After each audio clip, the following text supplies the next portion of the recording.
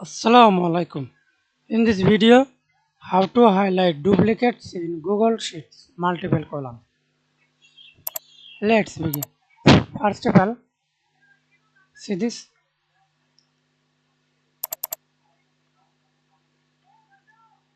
Here is formula A, column A, then C, column C, and here is A and C means duplicate will be searched across three columns A, B, C.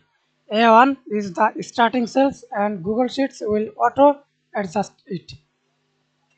See this formula, copy to this formula, press Ctrl C for copy, then select column, multiple column 3 A, B, C, then go to format tab, conditional formatting,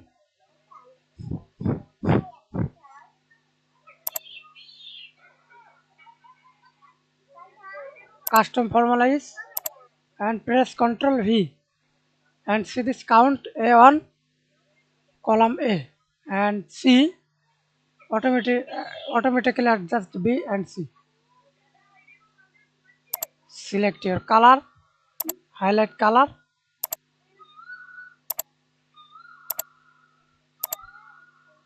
done. That's it. Now we can see this highlight duplicates in Google Sheets multiple columns. Thanks for watching video. Please subscribe to my channel, like, comment, share.